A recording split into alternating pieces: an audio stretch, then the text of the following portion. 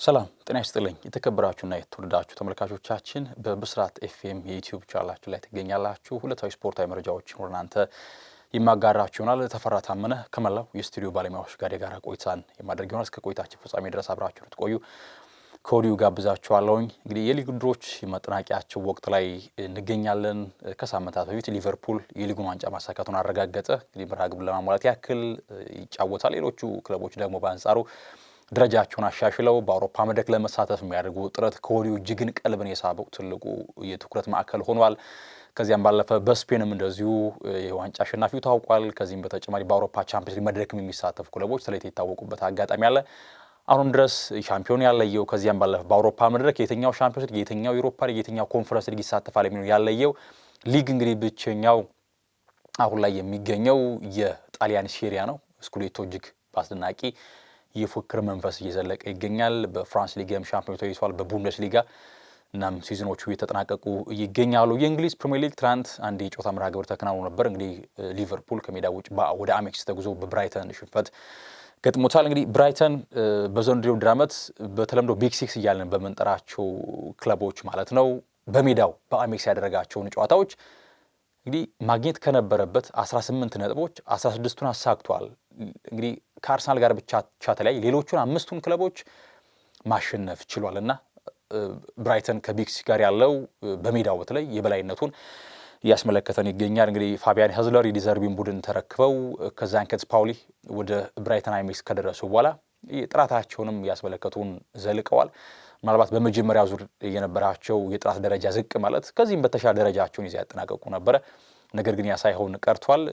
በጠቅለል ባለ መንገድ ግን ስንመለከተው ከዚህ በተሻለ ጥሩ ዙሮችን ማድረግ ቢችሉ ከዚህም በተሻለ ደረጃን ይዘው ማጠናቀቅ ይችላሉና ብራይተን እና እንግዲህ ፋቢያን ሄዝለር በጣም የተሳካ ዓመት አሳልፋል ብሎ መናገር ይቻላል። ዛሬም የሊግ ጨዋታዎች ይደረጋሉ። እንግዲህ በኤፍኤ ካፕ መርሃ ግብር ነው ያከናውነውና ማንቸስተር ሲቲ ባሳለፍነው ሳምንት መጨረሻ ማለት ነው። ስለዚህ የፕሪሚየር ሊግ ጨዋታውን ያደርጋል። በዛሬው ዕለት ማንቸስተር ሲቲ ጨዋታውን ከቦርንመዝ ጋር ነው የሚያከናውን የሚሆነው። ቦርንመዝ ሌላኛው ሰርፕራይዝ ካደረጉን ክለቦች መካከል በሊጉ ዘንድሮ ተጠቃሽ የሚባለው ክለብ ነው። በአንዶኒ ኢራዮላ የሚመሩት እንግዲህ ዘ ቼሪስ ትልቅ ክለቦችን እየፈተኑ አስደናቂ በዚህ በሃይላይን የሚጫወት ቡድን ነው። በደፋር በርካታ ጎሎችን የሚያስቆጥር ነገር ግን በሁለተኛው ዙር ላይ ያጥንካሬው በተለይ በሃይ ኢንቴንሲቲ የሚጫወቱ ክለቦች ሙሉ ሲዝኑ ወጥ በሆነ ብቃት ለማሳለፍ ይቸግራሉ። እንግዲህ የማርሴሎ ቤልሳው ሊድስ እንደማሳያ ነው። ሊጉ ሲጀመር በጣም በአስደናቂ ኢንቴንሲቲ ይጫወቱ ነበር። የኋላ ግን አቅማ የከዳቸው ያንን ባላንስ ጠብቀው ለመዝለቅ ሲቸገሩ ያስተዋልንበት ዓመት እንደነበር ይታወሳልና የአንዶኒ ኢራዮላን ቦርንመዝ በጣም በማጥቃት ባህሪ የሚታወቅ የሊጉ ክለብ ነው። አዝናኝ ከሚባሉ ክለቦች መካከል አንደኛው። ነገር ግን በተለይ ባለፉት 10 እና 12 ያክል ጨዋታዎች ላይ በጣም ነጥቡ የተንሸራተተ የመጣበት አጋጣሚ ተፈጠረ። ለማንቸስተር ሲቲ ግን ዛሬ ሊፈትን እንደሚችል በእጅጉ ይጠበቃል። እንግዲህ ማንቸስተር ሲቲ በፔፕ ጓርዲዮላ እየተመራ ዘንድሮ የሜጀር ትሮፊ ሳያሳካ ያጠናቀቀበት ዓመት መሆኑ ተረጋግጧል። ምክንያቱም ባሳለፍነው ሳምንት መጨረሻ በፓላስ ሽንፈት ገጥሞት ዋንጫ ከኤፍኤ ካፕ እንዳጣ ይታወቃል እና ማንቸስተር ሲቲ በአውሮፓ ቻምፒዮንስ ሊግ መድረክ ለመሳተፍ አሁንም የቤት ስራውን አልጨረሰም። ይበልጥ የተሻለ ዕድል ያለው እርሱ ነው። ዛሬ ካሸነፈ ደረጃውን ወደ 3 ከፍ ማድረግ ይችላል። ምክንያቱም አርሰናል በሁለተኝነት ይከተላል። ከዚያም ባለፈ እንደ ኒውካስል፣ እንደ ቼልሲ፣ እንደ አስቶን ቪላ ያሉ ደግሞ ክለቦች እኩል 66 ያክል ነጥብ ይዘው ተቀምጧል። እንግዲህ ዘንድሮ በፕሪሚየር ሊግ ከሚደረገው የዋንጫ ፉክክር በላይ ለሻምፒዮንስ ሊግ መድረክ የሚደረገው ትንቅንቅ እጅግ ትኩረትን የሳበ ጉዳይ ሆኗል። ስለዚህ ማንቸስተር ሲቲ የግድ ማሸነፍ ይኖርበታል። ምክንያቱም ዛሬ ነጥብ ከተጋራ ነጥቡ እኩል ይሆናል 66። ያ ማለት 4 ክለቦች በ66 ነጥብ የፍጻሜውን የፕሪሚየር ሊግ ጨዋታ ያደርጋሉ በመጪው ዕለተ እሁድ በተመሳሳይ ሰዓት። ስለዚህ አሁን የትኛውም ክለብ በአውሮፓ መድረክ ለመሳተፍ የፍጻሜ መርሃ ግብሮችን ነው የሚያደርገው። ስለዚህ የማንቸስተር ሲቲም ፈታን ነው። እንግዲህ ኬቨን ዴ ብሮይነ የመጨረሻ ጨዋታውን በቀጣይ እንግዲህ እሁድ የሚያደርግ ነው የሚሆነው። እርግጥ በኤፍኤ ካፕ የፈጸመ ጨዋታም ለተጫዋቹ ያላቸውን አክብሮት የገለጹበት አጋጣሚ ያለ ቲፎዎችን ይዘው ገብተው እንደዚሁ ስንመለከት ነበርና የፔፕ ልጆች በቀጣዩ ውድድር ዓመት ራሳቸውን አዘጋጅተው ለመቅረብ ከወዲሁ ከጥር ጀምሮ ነው ዝውውራቸውን ማጠናቀቅ የቻሉት። እንደነ አብዱልካድር ኩሳኖቭ፣ ቪቶሬስን ጨምሮ ኦማር ማርሙሽ ክለቡን ተቀላቀሉ ናቸው። በመጪው ክረምት ደግሞ ጥራት ያላቸውን ተጫዋቾች እንደሚያስፈርም ፔፕ ጓርዲዮላ ይጠበቃል። ምክንያቱም የፔፕ ትልቁ እርሱም በጥራት ደረጃ እንዲቀመጥ ያደረገው ለእያንዳንዱ ድክመቱ በቶሎ መፍትሄ ያበጃልና እንግዲህ ፔፕም ይህንን ከወዲሁ በቅዱ እንግዲህ በቅድ ደረጃ ይዘውታል። እርግጥ ቺኪ ቢገርስታይን የስፖርት ዳይሬክተሩ ከክለቡ ጋር ይለያያል። ሁጎ ቪያና ነው በቀጣይ በሲቲ ኦፍ ማንቸስተር የሚመጣው። ስለዚህ ራሳቸውን አሁን ባላቸው በዚህ በወረደ ብቃታቸው ቀጣይ ዓመት እንደሚመጡ አይጠበቅም። ማንቸስተር ሲቲ ጥሩ ዙሮችን ከውነው በተጠናከረ መንገድ እንደሚመጡ ይታሰባል። ከቦርንመዝ ጋር ጨዋታውን ያከናውናል። የዝውውር ጉዳዮችን ላደረሳቸው ከወዲሁ ክለቦች ድክመታቸውን ለማረም ክፍተታቸውን ለመድፈን እንቅስቃሴዎችን ጀምረዋል። እንግዲህ ማንቸስተር ዩናይትድ ከነዚህ ክለቦች መካከል አንደኛው ክለብ ነው ዘንድሮ በታሪኩ ከዚያም ባለፈ ከ1992-93 በኋላ ፕሪሚየር ሊግ የሚለውን ስያሜ ካገኘ በኋላ የእንግሊዝ ሃየር ዲቪዥን ለማንቸስተር በጣም አስከፊ የሚባለው ደረጃ የተቀመጠበት አስከፊ የሚባለው ውጤት ላይ የሚገኝበት ዓመት ነው። 18 ያክል ሽንፈቶች ገጥመውታል በሊጉ። እንግዲህ ባክ ቱ ባክ ማሸነፍ ሳይችል ሲዝኑ ይጠናቀቃል። እነዚህ ሁሉ መጥፎ ቁጥራዊ መረጃዎችን ይዞ ነው ሲዝኑን የሚያገባድደው። ስለዚህ በቀጣይ ዓመት በጠነከረ መንፈስ በተሻለ አቅም ራሱን አጎልብቶ ለመቅረብ የግድ ዝውውሮችን መፈጸም መቋጨት ይኖርበታል። እናም ማቲያስ ኩኛ የተጫዋች ትላንት ሙሉ ቀን መረጃዎች ሲወጡ ነበረ። ታማኝ የመረጃ ምንጮች እንደጠቀሱት ከሆነ ማቲያስ ኩኛ የክለቡን ፕሮጀክት አምኖበት ተቀብሏል። ስለዚህ ወልቭስና ማንቸስተር ዩናይትድ በዝውውር ክፍያ ጉዳይ ላይ ይነጋገራሉ። እስከ 62.5 ሚሊዮን ፓውንድ ድረስ ክፍያ እንደሚፈጽሙም ይጠበቃል። እንግዲህ ተጫዋቹ የቀን ጉዳይ ነው እንጂ ዝውውሩ ይፋ እንደሚደረግ ይጠበቃል። ታዲያ ዛሬ ማለዳ ጀምሮ የወጣው መረጃ እንደሚያሳየው ከሆነ ከእርሱ በተጨማሪ ፊት መስመራቸውን ለማጠናከር እርግጥ ከሳምንታት መረጃው ሲወጣ ነበረ ሊያም ዴላፕ እንግዲህ ንግግር እንዳደረጉ የተጫዋቹ ወኪሎችና የማንቸስተር ሰዎች ንግግር ማድረጋቸውን ከሊያም ዴላፕ ሰዎች ጋር ተነግሯል። ተጫዋቹ ወደ ቲያትር ኦፍ ድሪምስ ለማምራት ክፍት ነው። ምክንያቱም ከኢፕስዊች ታውን ወደ ማንቸስተር ማምራት ለእርሱ እንደ ትልቅ ከፍታ ነው። ኢፕስዊች ወደ ሻምፒዮንሺፕ ወርዷል።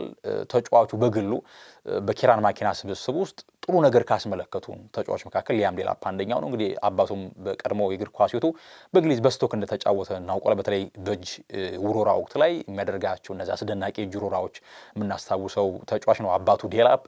እና ሊያም ዴላፕም ይህንን የዩናይትድን ጥያቄ ስለመቀበሉና አሁን ክለቦቹ እንደሚነጋገሩ ነው የተገለጸው። ታማኝ የመረጃ ምንጮች ናቸው እነዚህ ዘገባ ይዘው የወጡት። ስለዚህ ፊት መስመሩን ለማጠናከር አሁን በንቃት እየሰራ ይገኛል ማንቸስተር ዩናይትድ። ይህን ታዲያ ዝውውሮች ሲፈጽም በተቃራኒው ደግሞ ከክለቡ የሚለቁ ተጫዋቾች ይኖራሉ። ከነዚህ መካከል ራስመስ ሆይሉንድ አንደኛው እንደሚሆን ይጠበቃል። ከአታላንታ ወደ ዩናይትድ ከመጣ በኋላ ጅማሬው ላይ ጥሩ ነገሮች ይታዩበት ነበረ። በጊዜ ሂደት ግን ጎሎቹን ለማስቆጠር የሰነፈ ከዚያም ባለፈ በሜዳ ላይ እንግዲህ አበርክቶቱ በጣም ያነሰ ተጫዋች ነው የተመለከተው እንገኛለን። ስለዚህ ከክለቡ የመልቀቅ ዕድሉ ሰፊ ስለመሆኑ ይጠበቃል። የማርከስ ራሽፎርድም ጉዳይ አለየለትም። ጄደን ሳንቾም የመልቀቅ ዕድሉ ሰፊ ነው። ከዚያም ባለፈ ተገቢው ገንዘብ ከቀረበላቸው አንቶኒም የመሸጥ ፍላጎት አላቸው። ከዚያም ባለፈ ደግሞ አሌሃንድሮ ጋርናቾም ከክለቡ የመልቀቅ ዕድሉ ሰፊ ስለመሆኑ በተለይ የኔፕልሱ ከተማ ክለብ ናፖሊ የተጫዋች ፈላጊ እንደሆነ ይታወቃል። ኮቢ ሜኑ እነዚህ ሁሉ ለመሸጥ ቅርብ የሆኑ ተጫዋች ናቸው። በአንጻሩ ደግሞ እንግዲህ የማቲያስ ኩኛ ዝውውር ለመጠናቀቅ በጣም እጅግ ቀርቧል። ሊያም ዴላፕ ንግግሮች በጥሩ መንገድ እየደረጁ መጥተዋል። ስለዚህ ሊያም ዴላፕም በቀጣይ ንግግሮቹ ከተስማሙና ተጫዋቹም በዩናይትድ የቀረበለትን ጥያቄ ተቀብሎ እሽታውን እንግዲህ ከሰጠ ዙሩ የመጠናቀቅ ዕድሉ ሰፊ ስለመሆኑ መረጃዎች ወጥቷል። ሌላኛው ከፍሎሪያን ቪትስ ጋር በተገናኘ ነው።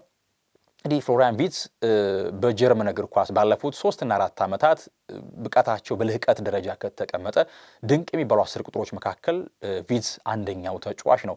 በሊቨርኩሰን የስኬት ዓመት ውስጥ ባለፈው የውድድር ዓመት የተጫዋቹ አበርክቶት በጣም የጎላ እንደነበረ እናስታውሳለን። ጎሎችን ያስቆጥራል፣ ለቡድን አጋሮቹ ያለቀላቸው ግድሎችን ይፈጥራል። ከዚያም ባለፈ ደግሞ በመከላከሉም ረገድ ያን ያክል ደካማ የሚባል ተጫዋች አይደለም።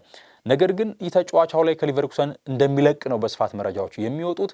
የተጫዋቹ አስቀድሞ ፈላጊ እንደሆነ ማንቸስተር ሲቲ ሲገለጽ ቆየ። ከዚያ ሙኒክ እንደቀረበ ለዝውውሩ ተገለጸ።